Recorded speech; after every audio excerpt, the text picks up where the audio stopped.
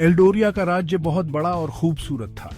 हरी भरी पहाड़ियां दूर दूर तक फैली हुई थीं, नदियां चमकती हुई बहती थीं और ऊंचे ऊंचे पहाड़ आसमान को छूते थे।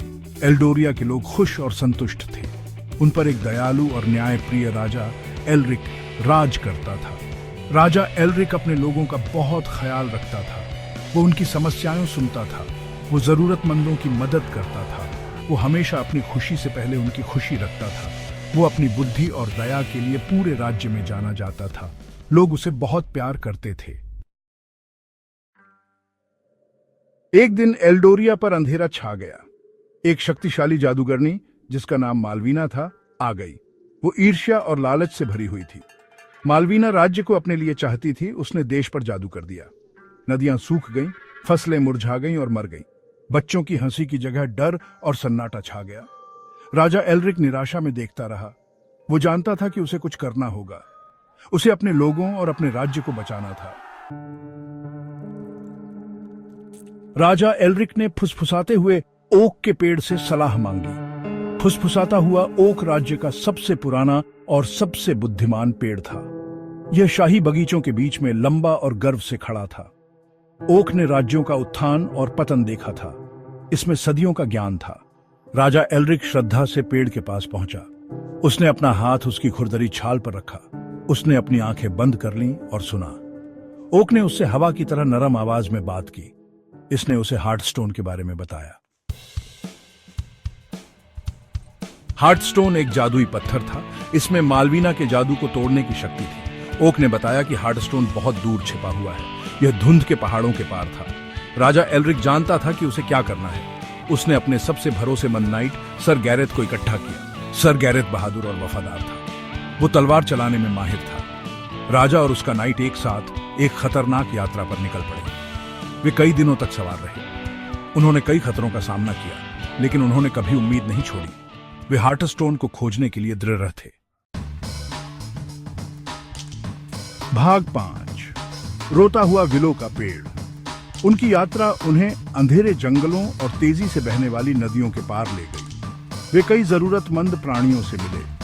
उन्होंने खरगोशों के एक परिवार को लोमड़ी से बचने में मदद की। उन्होंने एक छोटी चिड़िया को बचाया जो अपने घोंसले से गिर गई थी। वे एक रोते हुए विलो के पेड़ के पास आए। विलो की शाखाएं जमीन पर झुकी हुई थीं। वह रो रहा था क्योंकि उसके पत्ते भूरे हो गए थे और गिर रहे थे। राजा एल्रिक ने विलो का दुख सुना। उसने धीरे से उसके तने को छुआ और अपने जादू से उसे ठीक कर दिया। भाग 6। दया की गुफा। राजा एल्रिक और सर गैरेथ आगे बढ़े। वे एक अंधेरी और डरावनी गुफा में पहुंचे। हवा में डर की गंध भरी हुई थी। उन्होंने अंदर से फुसफुसाते हुए की आवाज सुनी। वे अंदर चले गए। उनकी मशालें गुफा की दीवारों पर टिमटिमाती परछाई डाल रही थी। उन्हें ग्रामीणों का एक समूह मिला। ग्रामीण फंस गए थे। एक चट्टान गिरने से गुफा का प्रवेश द्वार बंद हो गया था। राजा एल्रिक ने अपनी ताकत से चट्टानों को हटाया। उसने ग्रामीणों को मुक्त कर दिया। भाग 7। हार्टस्टोन। राजा एल्रिक और सर गैरेथ आखिरकार धुंध के पहाड़ों पर पहुंच गए। पहाड़ कोहरे में डूबे हुए थे। रास्ता खतरनाक था, लेकिन उन्होंने हार नहीं मानी। वे कई दिनों तक चढ़ते रहे। आखिरकार वे शिखर पर पहुंच गए। वहां काई के बिस्तर में हार्टस्टोन पड़ा था। यह एक गर्म कोमल रोशनी के साथ धड़क रहा था। राजा एल्रिक ने ध्यान से इसे उठाया। उसने अपने अंदर आशा का संचार महसूस किया। वो जानता था कि वह अपने राज्य को बचा सकता है। भाग 8। मालवीना का सामना। राजा एल्रिक और सर गैरेथ एल्डोरिया लौट आए। राज्य अभी भी अंधेरे में डूबा हुआ था। मालवीना उनका इंतजार कर रही थी। वह गुस्से में थी कि वे उसकी पकड़ से बच गए थे। उसने पूरी ताकत से उन पर हमला किया, लेकिन राजा एल्रिक तैयार था। उसने हार्टस्टोन को ऊपर उठाया। पत्थर एक तेज रोशनी के साथ धड़कने लगा। प्रकाश पूरे राज्य में फैल गया। इसने अंधेरे को दूर भगा दिया और मालवीना के जादू को तोड़ दिया।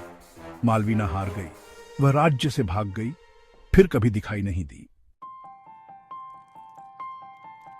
भाग 9। एक नई सुबह। नदियां फिर से बहने लगीं। फसलें लहलहा उठीं। बच्चों की हंसी हवा में भर गई। एल्डोरिया मालवीना के बुरे जादू से मुक्त हो गया था। राजा एल्रिक ने अपने राज्य को बचा लिया था।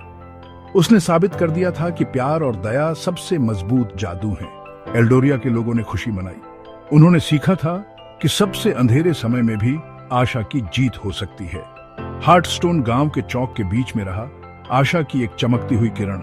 यह एक याद दिलाता था कि दयालुता का सबसे छोटा कार्य भी दुनिया में बहुत बड़ा बदलाव ला सकता है।